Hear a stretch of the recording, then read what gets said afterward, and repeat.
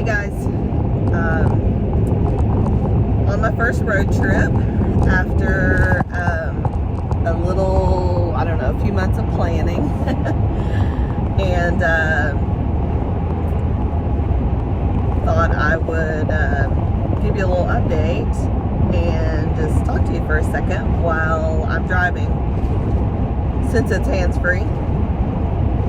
So a lot of thoughts going through my head today because a lot of factors. So today is January 8th, and 50 years ago today, my mother, Betty Mitchell, gave birth to a beautiful 8-pound baby girl, and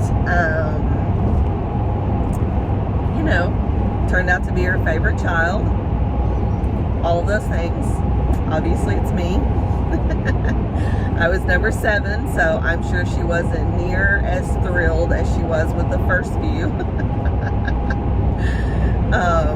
But I didn't ruin it for her because she had another one after me, so obviously I wasn't too bad.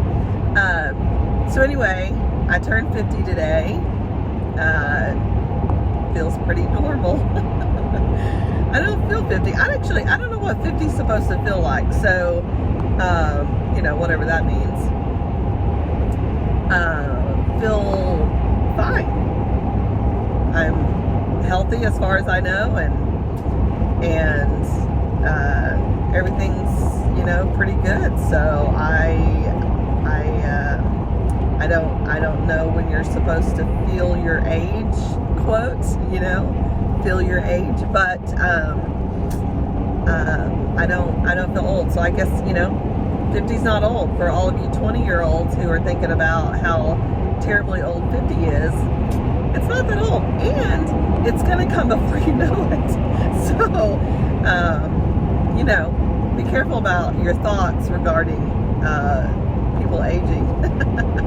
It's gonna be you someday. Anyway, I mentioned on here a couple of times when we were at Hope for Cancer in Tijuana, we met some amazing people, really some truly amazing people that became immediate friends. And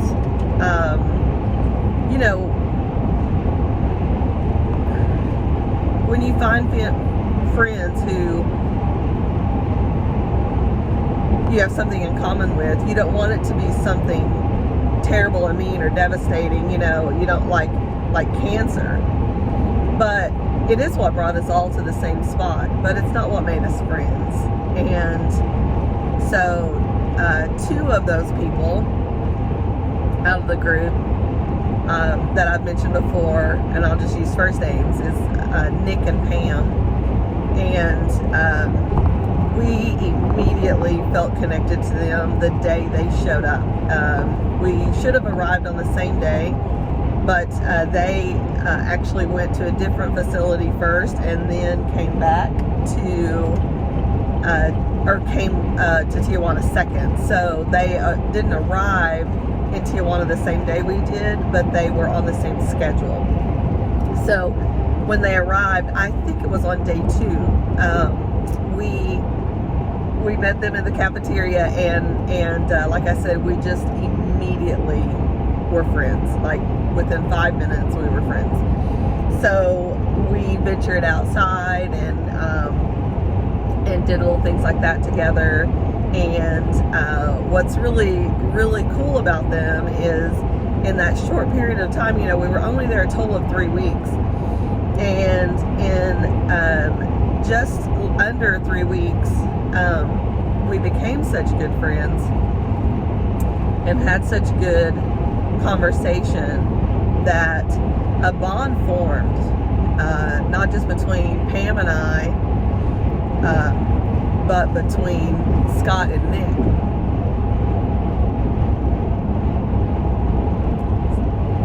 Sorry. So much so that when Scott had his seizure that Friday night, they were sitting next to us, and when Scott was able to respond, one of the first things he did was reach out for Nick's hand. He wanted to hold Nick's hand. So it just tells you, if you knew Scott Parham, it tells you what kind of person Nick is, because that doesn't come easy. So I tell you all of that because it really is what sealed the bond between the four of us. Unfortunately,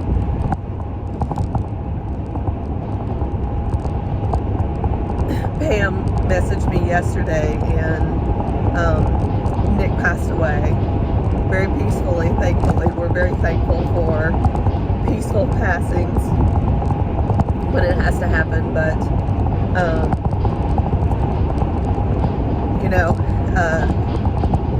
he passed away, and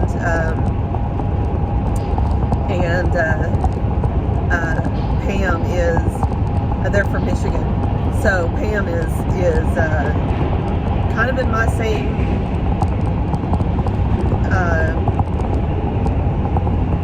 dynamic, I guess. She has 2 grown children, and so she's gonna be at home by herself soon and spend a lot of time by herself, and I know every single person on earth has to go through loss of their loved ones, and sometimes their spouses and best friends, but man, I wish there was some way I could gift a birthday to someone, because I sure would. But anyway, so thinking about my friend Pam this week, but let's talk about where I'm going. So I spent the night last night with my son in Tulsa, and they have 2 children, Van and Thea. So Thea is not quite 3. She's always very excited about birthdays and birthday cakes. So I brought a little small birthday cake from Whole Foods and took it over with me when I arrived. And so when we were eating pizza for dinner, because my grandson Van got to choose what we eat, so that was his choice to eat pizza. So I said to Thea, we have birthday cake for dessert because tomorrow is Lolly's birthday. And she literally got so excited. She was jumping up and down in her chair, yelling, "Mama, it's Lolly's birthday! We have birthday cake! Mama, Mama!" Like she wanted everyone to be as excited as her about birthday cake. I wish that, I hope that everyone has something in their life that gets them as excited as birthday cake does for Thea. Because it's like the greatest thing to watch her just absolutely lose her mind over the fact that we have a birthday cake. I mean, it's like, it's better than Christmas morning, you guys. I mean, I don't even understand it. I need to understand it. I need to understand that joy to that level, because that is, it's incredible. I mean, it is incredible. So anyway, we had birthday cake, and I filmed them singing happy birthday to me and all that, and so we had a lot of fun, and I got to spend a night with them and spend some time with them. Devin and Abby are kindly keeping the dogs for me, so that's really good, because I'm traveling to Mississippi to see some of my mom's family. It's her dad's family, they're originally from Mississippi or from Louisiana, but a small portion of them live in Mississippi. It's real close to the Mississippi border, so some of them live in Mississippi, and specifically my cousin, my mom's cousin Elizabeth, who we've been down to see a few times, both Scott and Mom, and have been with me to see Elizabeth. And I just love this family. I especially love Elizabeth. And the oldest girl, her name is Millie, and I'm going to do a lot of videos with them while I'm there because they're so precious and they remind me so much of my mother. It is, in my opinion, like gonna be some of the best visits I have, and I know I probably don't have a lot of time left with them. They're all in their 80s, and you know, I'm just being realistic, but I'm gonna try to see them as much as I can while I do have time, because I want to have as much from a memory standpoint as I can, and I want to show the rest of my siblings and my children and my grandchildren how they all have kind of the same gestures, and one of them has hands that looks like my mom's, little things like that, you know, that get just passed down from kid to kid, and or parent to child through families. And I didn't grow up knowing this family, so when I met them and I realized how much they reminded me of my mom, it really became a very special group of people for me. So, and then several of my cousins in that family, on that side of the family, had married some amazing people that Scott and I have just fell in love with. So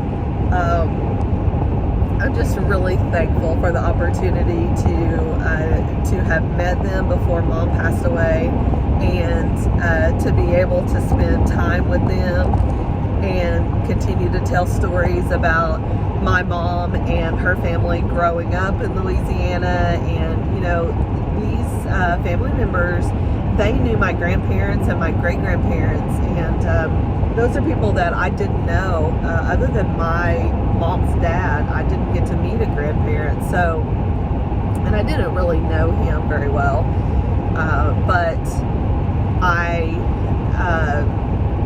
just am so thankful for the stories and all of the family history that I learned by visiting with them, not just their friendship and their love that they have for my mother's children, all of us, even though they've only met me.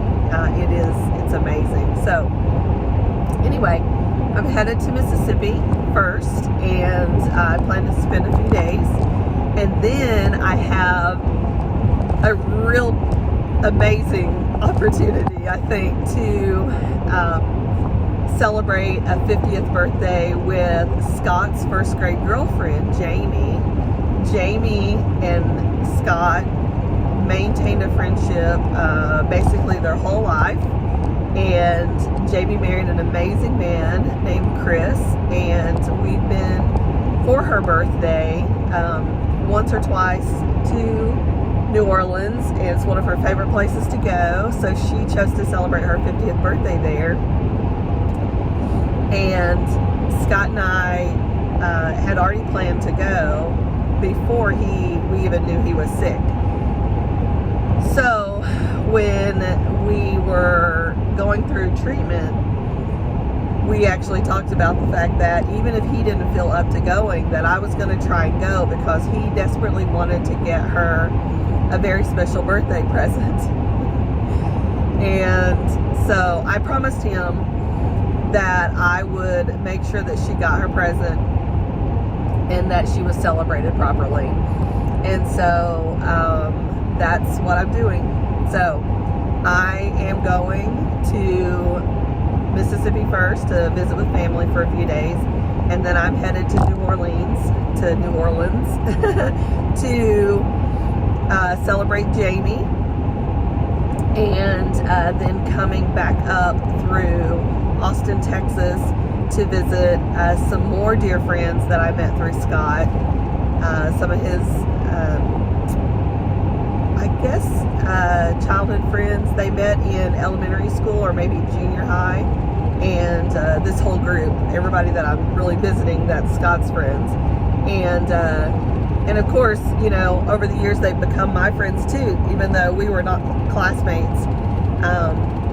They're just amazing people, of course, because we've stayed in contact with them all this time. So, looking forward to the trip, and I will plan to make it to Michigan, of course, for a service for Nick and spend a little bit of time with him. Driving on I-40, y'all, and it is amazingly smooth. So, anyway, lots of blessings and sunshine in our lives, even at the face of loss, right? Even at the face of loss. I'm very thankful for the opportunity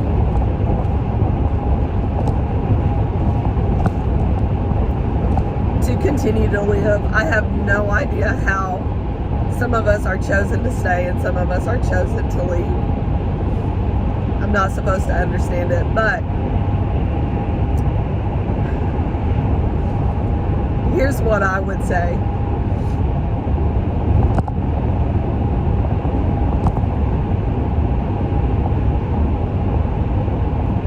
I love my mother dearly, as everyone knows, and as everyone else loves their mothers, right? And her passing was so hard on us that I focused a lot on her passing and her not being here. And I was taking some time off from focusing on those who are still here. Obviously not knowing what was coming.